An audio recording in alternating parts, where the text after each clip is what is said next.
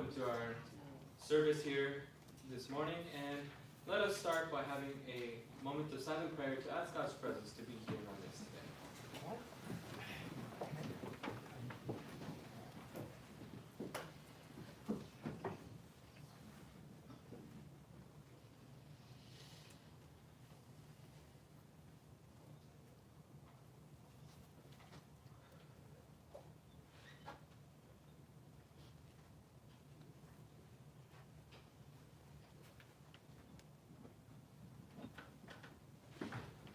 Let us open our hymn books to hymn number 25. Hymn number 25, To God Be the Glory.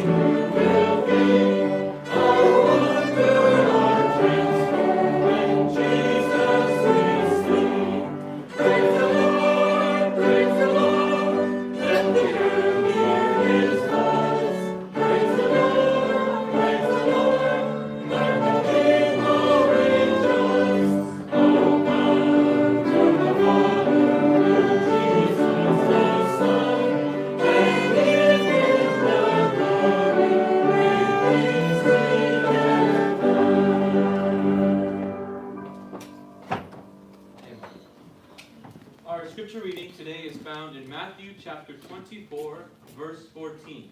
Matthew chapter 24, verse 14 says, "And this gospel of the kingdom shall be preached in all the world for a witness unto all nations, and then shall the end come." With these words in mind, let us kneel down. We invite you to kneel down with us as we ask Brother Stanley to please lead us in prayer. Heavenly Father, bless us this day. Help us to be mindful of all that we have received from God, and help us to maintain our faith and trust in you. Amen. Amen.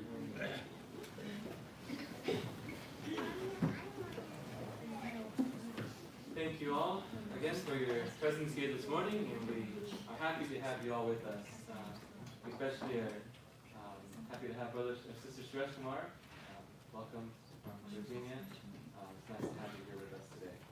And we send our greetings, and we are happy to hear news from over there. So, We have Sister Jerusa back with us, and Jeannie, yes, welcome. We're happy to hear that you got home safely and that things didn't end up drastic over there in the travels that you were in. So praise God for that. Yes. No. I'm talking brother and sister Gutierrez. Yes, stop, Mike. How do I forget? Gutierrez family. Welcome. We're happy to have you here. Every once in a while here with us, and so praise God for that travels that you have to make here. But it's nice to have you with us. Rick, we're happy to have you here with us. And welcome in our midst. Yes. And Brother your sisters, we'd like to welcome them. Yes, thank you. Bienvenidas. Is that right? Okay, well, welcome. We're happy to have you here with us. Orma and Helen. Orma and Helen, yes. Happy to have you. And everyone else is we're happy that you're always here with us, and may God continue to bless us this day.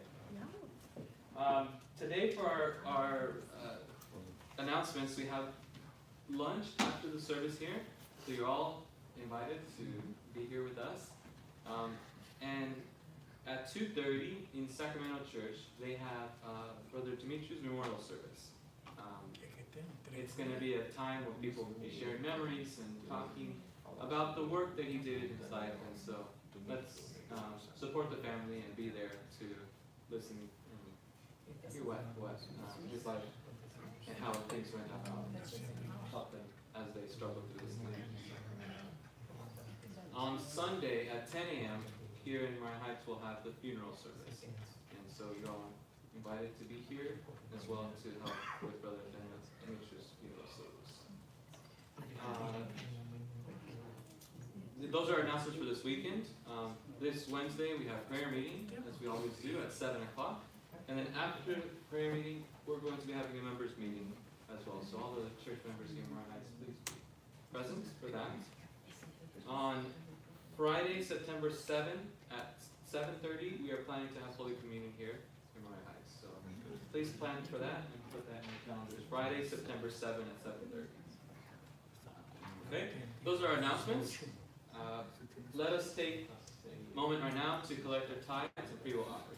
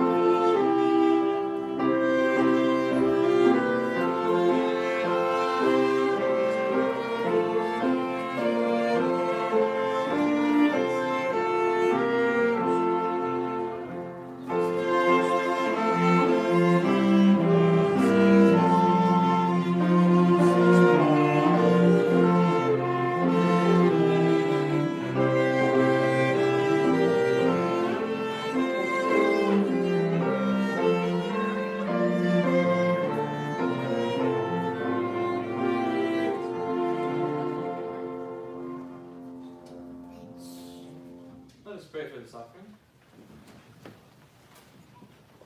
Heavenly Father, we thank you for the Son. We thank you for the blessings that we had this week. Now we implore thy throne to send blessings for everyone here, especially those who are suffering, especially in the area of Hawaii. The huge hurricane came through there. And at this hour, we ask you for, especially, or here for Charlie, that you take care of him.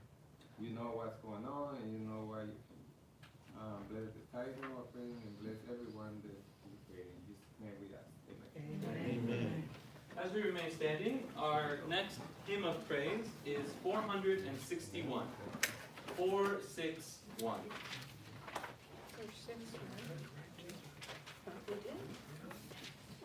Singing the lost.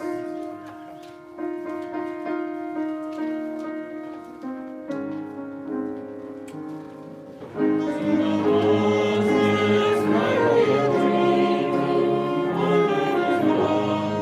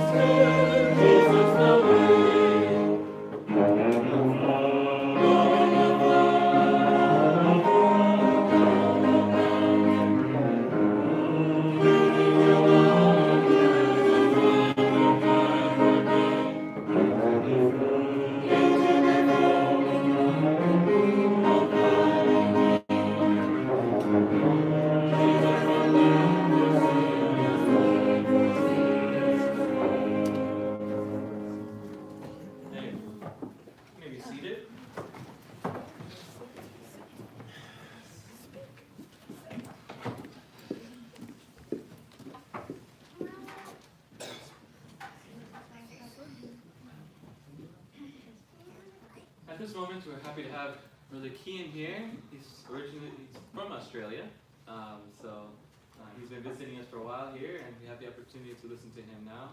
And so let us keep him in our prayers, and may the words be for his honor. Let's go ahead.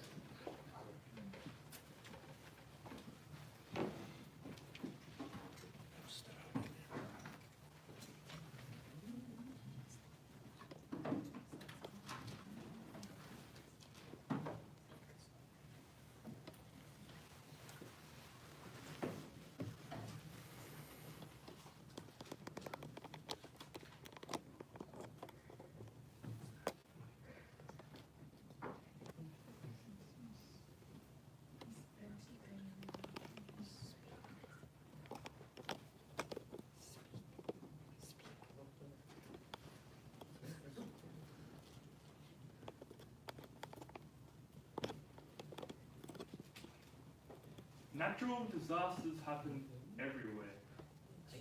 Whether hurricanes, fires, floods, earthquakes, or tornadoes, the result can be quite terrible. Many things get destroyed. People lose their belongings, their houses, their friends, or even themselves. When there is a natural disaster, for example, a fire or a flood, there is always a warning to those who live in the area. This warning is for them to evacuate and to reach a safe point.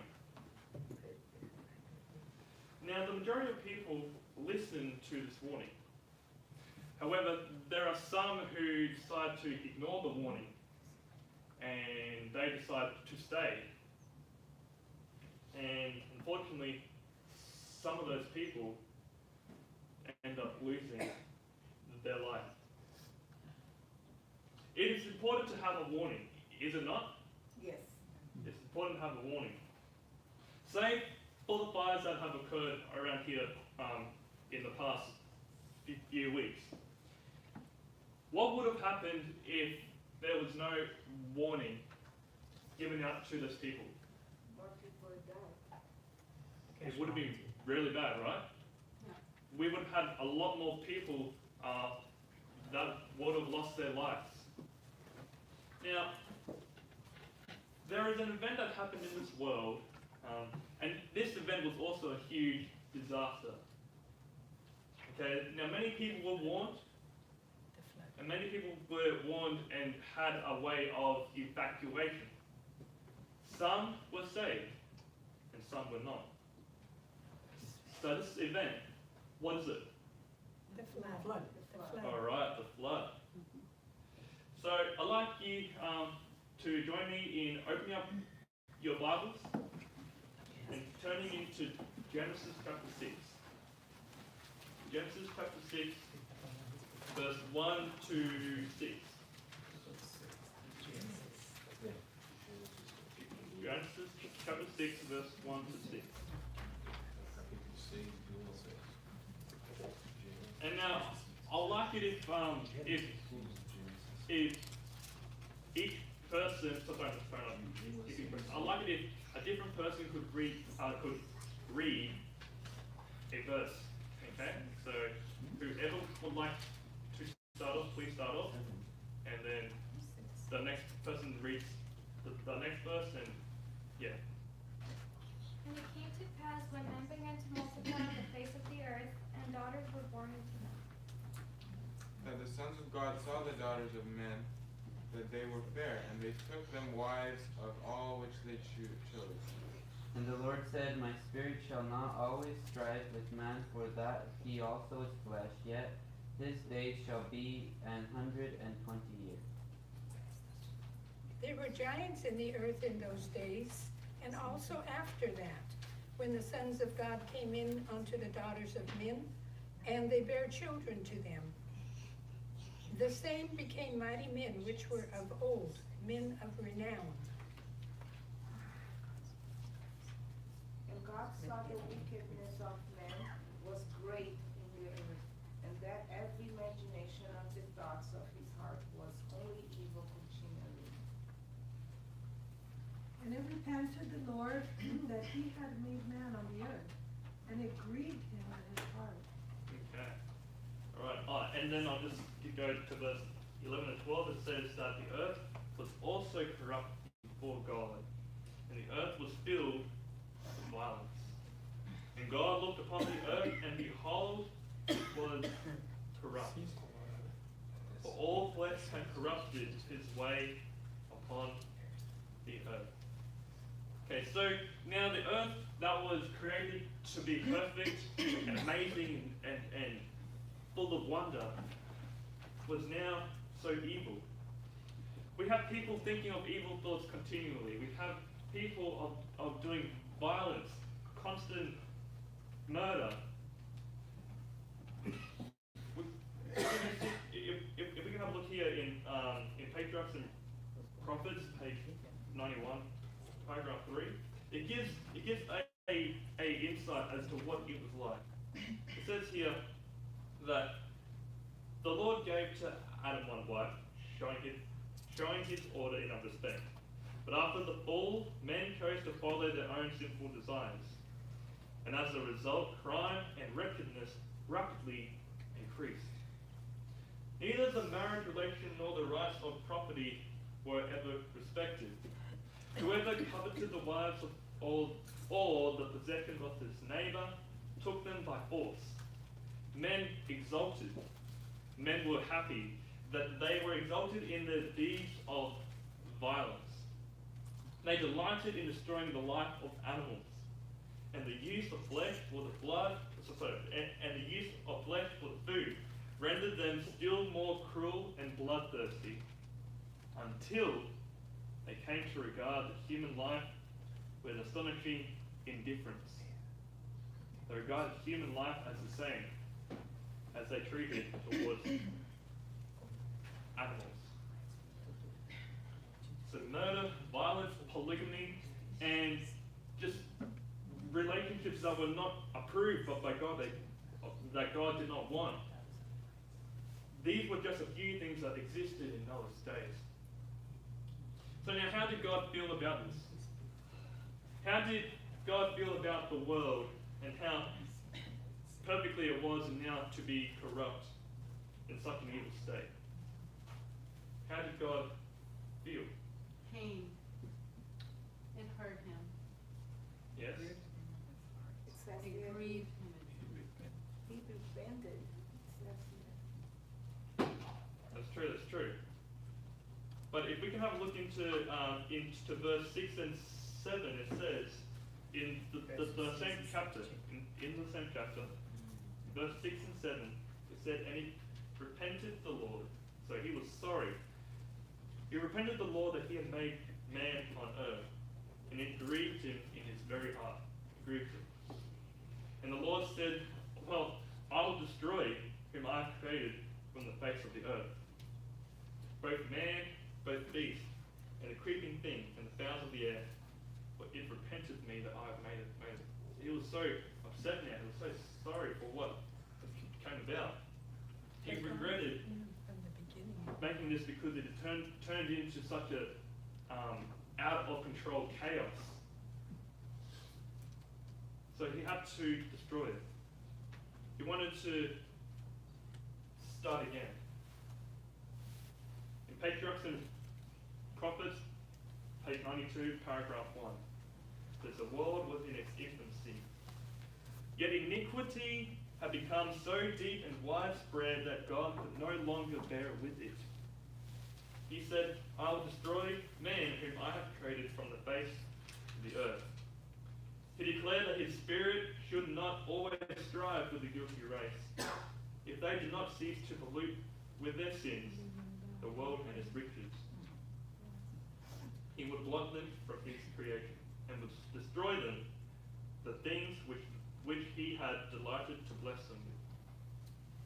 He would sweep away the beasts of the field and the vegetation that furnished such an abundant supply of food, and would transform their amazing, the beautiful earth into one vast scene of desolation and ruin.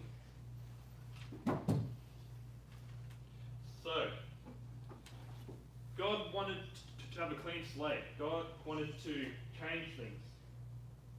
But before he could do this, God wanted to give the people a warning.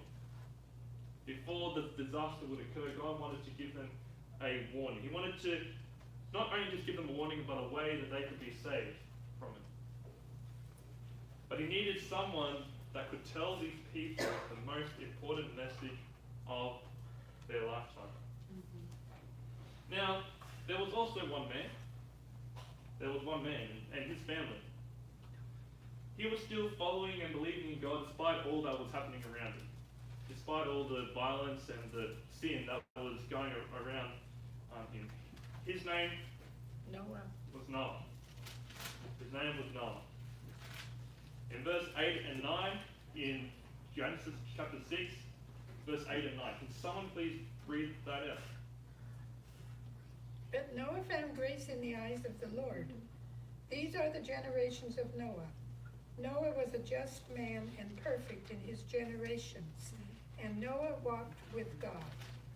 Okay, so Noah still loved God, and God loved Noah. He walked and talked with him, and he was so close to him. And God told him about what he thought about the world's state and how bad it had become. And then God chose Noah to be the messenger, the one to give out the warning. He began to give out a warning about the flood that to many, however, would see as something that was impossible. Back then, it would be hard, or even now these days, can any of us imagine having so much water that can cover the whole earth? Back then, they had never even seen water come out of the sky, let alone flood the whole earth. So he got all this, all this laughter thrown at him, and all these people just made fun of him for believing in such a thing that would yet to come. But his faith was so strong that over the span of 120 years of him preaching, Noah still warned the people of the flood. Noah still warned them. And so not only did he believe and preach it, but he became a living example to those people around him. As it says in Patriarchs and Prophets, page 95, that while Noah was giving his message to the world, his words testified of his sincerity. It was thus his faith was perfected and made evident. He gave the world an example of believing just what God says. All that he possessed, he invested in the ark. Amen. As he began to construct that immense boat on the dry ground, multitudes came from every direction, everywhere, to see this strange sight and to hear the earnest and the fervent words of the singular preacher, the one preacher. Every blow struck upon the ark was a witness Amen. to the people. Now, people did believe. There were those around that did believe that there was a flood that was going to come. But as time grew on, those people, unfortunately, they passed away. But they still had that faith and belief that there was going to be a flood there. And others that also did believe, as time also grew on, over 120 years, they would have started to have lost their faith in that. So Noah preached and was also a testimony to all that watched him. Now today, are we not in those great and terrible times as it was in the times of Noah? Yes or no? Yes. Okay, can anyone give me any evidence? Can anyone give me any evidence that we are living in those days? The fires. Well, for me, the most, if I may, Mm-hmm. for me, the most convincing evidence is the disrespect, not disrespect, but how little value we place in life. Mm. Mm-hmm. With the murders that occurred, the wars, life has no value. That's true. That is true. Well, it says in Matthew chapter 24, Matthew chapter 24, verse 37 to 49. Matthew chapter 24, verse 37 to 39.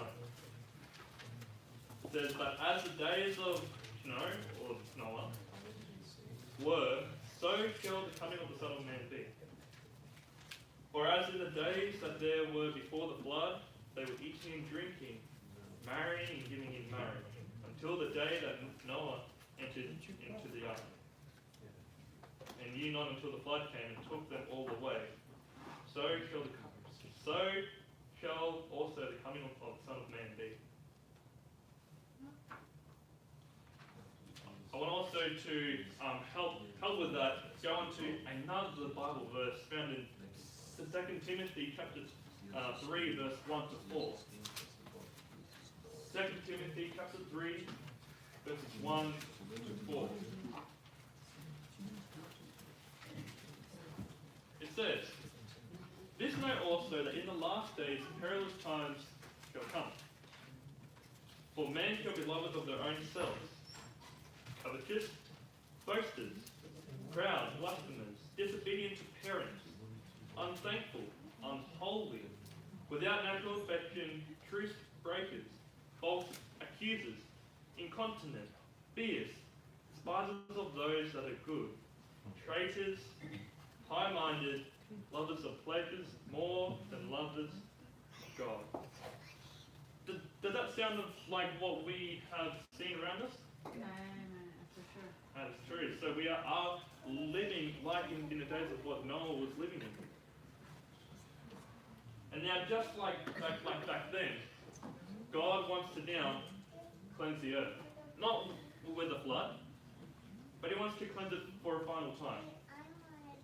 The last time He wants to change it. But He does not want to wipe out all of man. Once again, He wants to give the people a warning, another opportunity that they can be saved, and evacuation. Now, unfortunately, Noah is not here with us anymore. So, therefore, God needs someone to take over what Noah had. So, therefore, God needs someone to replace and take on Noah's role. This world is big, though, so He needs a lot more than just one person. He needs a lot more. He needs someone also, that has great faith. To do what Noah did also. It's what kept him preaching and working and being a testimony with such great passion. Now, just quickly, what is faith again? What is faith?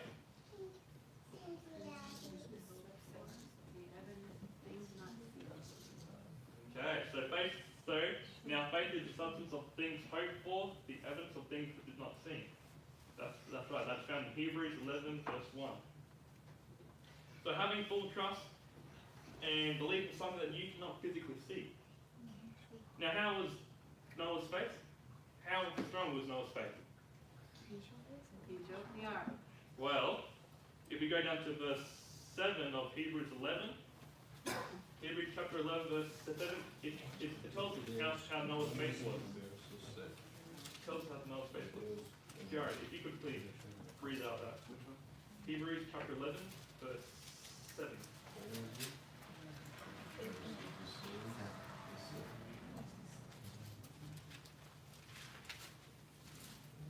Hebrews 11, verse 7. Yes. It says, "By faith Noah, being warned of God of things not seen as yet, moved with fear, prepared an ark to the saving of his house, by the which he condemned the world, and became heir of the righteous, but which is by faith." Okay. All right. So that's how strong his faith was. Now, who believes that Christ is coming? Amen. Amen. Amen. Now, who believes that the world will perish and it will get renewed, cleansed? Who believes So we need to invest our time not in this world. We need to invest our time into those people that are in the world, that they can be saved. We need to just be like Noah, to give out the warning, because God needs as many people as He can use to help to reach out to those who are in need. A warning, not for Josue, a warning not just for Caleb, a warning for all.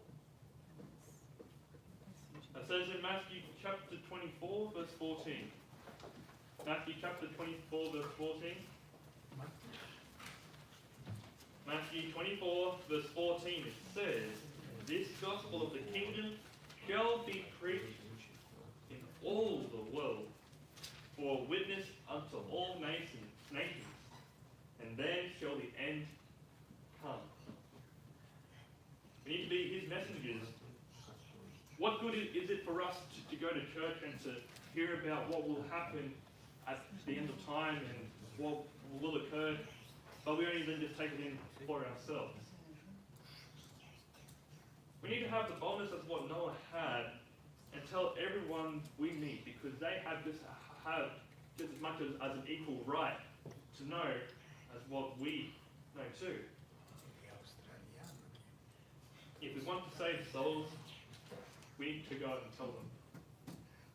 We need to tell them. Now, in that same verse, what we just read about, there is another word that really stands out. Can someone find that word for me and tell me what that word might be? In Matthew 24, Matthew chapter 24, yeah, Matthew. verse 14. Verse 14. That's same verse. There is a word there. Gospel. Witness? Gospel? No. A witness. Witness. Who's a witness? Witness. Witness, that is true. Yes, it is also important with the gospel, but what I want to focus on is also a witness. Witness is to be an example, just like Noah was an example. Now, if someone was trying to persuade you to buy a product, okay?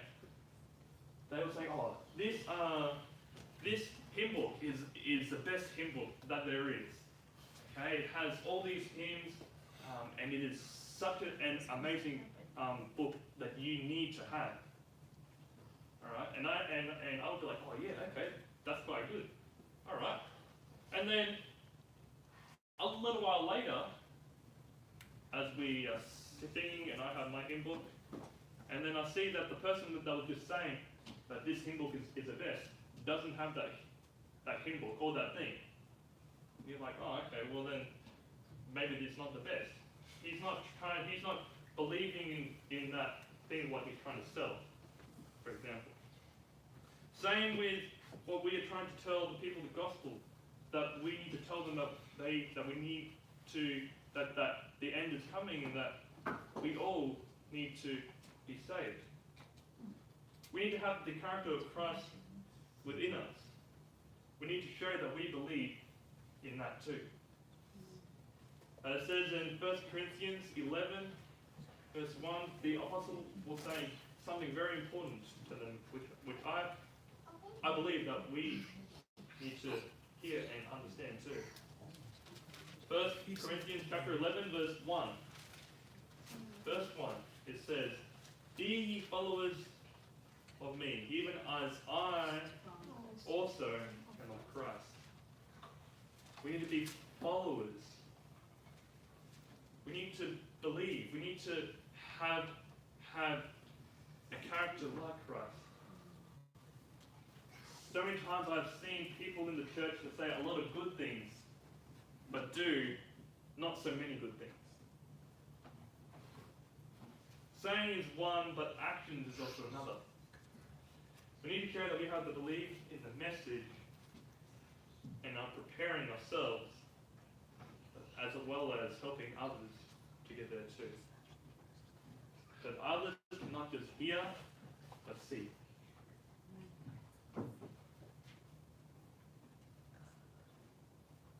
So we all need to be like Christ, and so that others are followers of Christ. Now not all now not just for one day, not just for a week or a year, but up until the very end or the last day that Christ comes.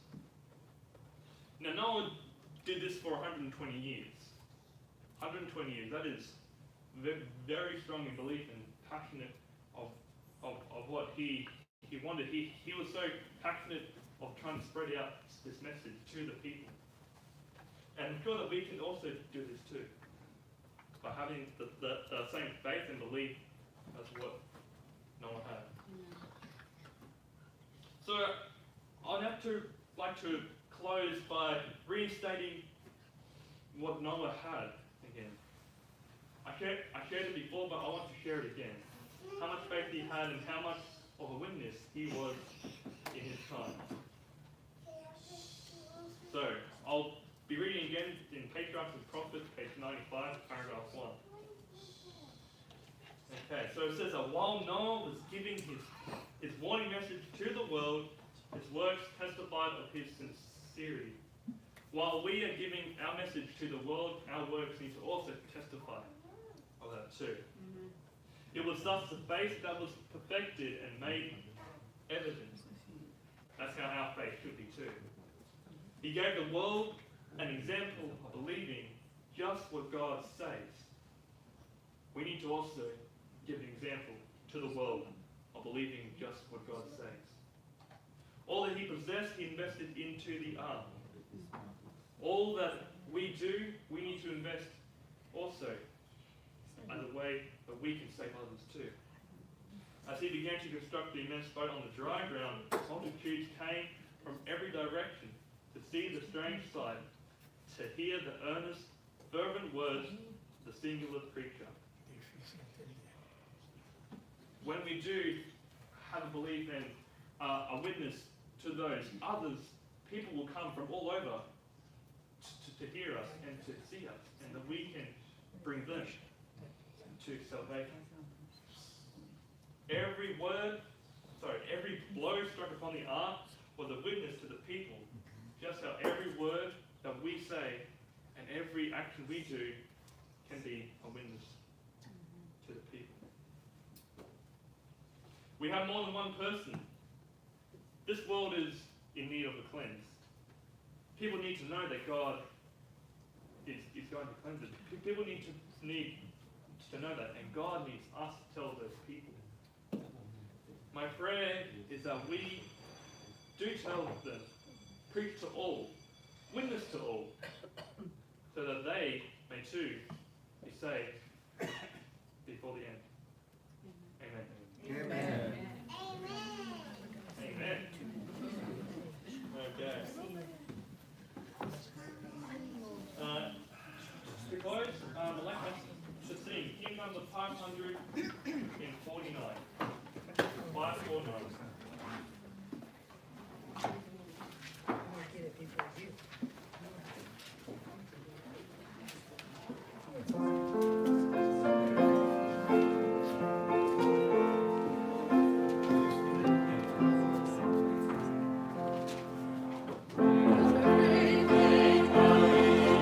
Great thing coming, great thing coming.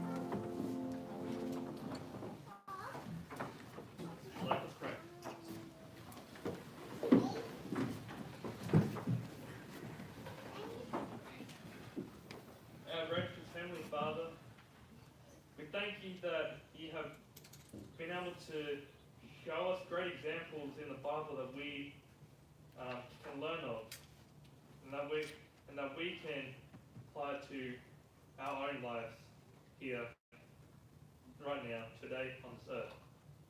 We thank you that you have been able to give us life, a life that we sometimes we take for granted, and that we need to know that our purpose right now on this earth is to save souls, is to go and save those who are lost. We ask you to help us to give us the warning to all, to tell them of what is about to come, and to tell them that there is an evacuation. We ask you to help us to not only tell them, but to also be a witness to all, so they may be able to see and believe. All this we ask in Jesus' name. Amen. Amen.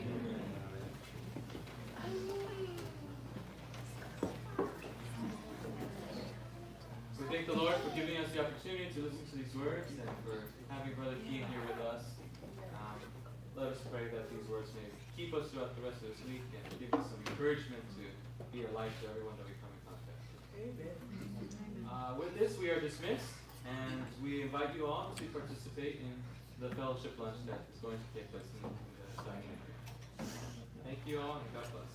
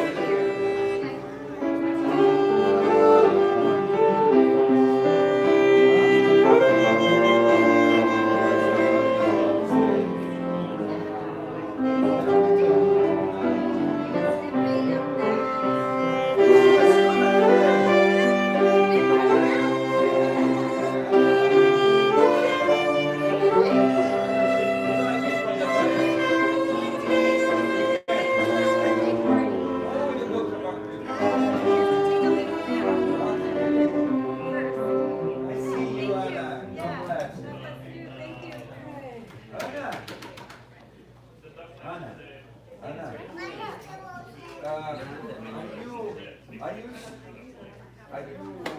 study the Bible or read? Do you have some? I didn't have a lot of time. I was trying to get, I was thinking of getting those books, like all that. The lesson. Yeah. So I probably just order that. No, I can get you. Maybe one of these days you can come to our house on Friday night. Bum, bum, bum, bum, bum, bum, bum, bum. And then you know with us, eat with us, and then we